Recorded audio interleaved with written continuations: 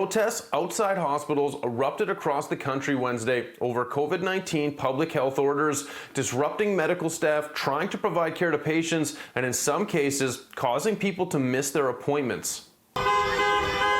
I understand that some individuals had to cancel appointments because they were afraid. Audrey Gordon, Minister of Mental Health, Wellness and Recovery, says she was deeply disappointed people chose to rally in front of hospitals during a pandemic. One Winnipeg woman caught in the protest wrote on Twitter, "It was scary. We got stuck in traffic dropping off my dad for an appointment, and he just made it in time after jumping out of the car and running through traffic." He is 81. A Toronto emergency room doctor posted this video of a protest outside his hospital, writing, "In case a global pandemic, demoralizing fourth wave, critical nursing shortage, and record burnout levels amongst healthcare workers wasn't enough." I'm always concerned about the mental health of all Manitobans, but in particular our healthcare workers and our frontline service providers.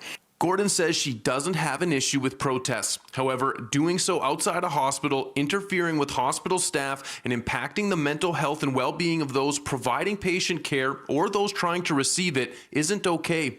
Gordon knows firsthand how intimidating COVID-19 protesters can be. She herself has been followed from work to her car by people frustrated over COVID-19 guidelines. And I did feel that my personal space was being encroached on and concerned for my own safety. So I can imagine how the individuals at the Health Sciences Centre yesterday must have felt.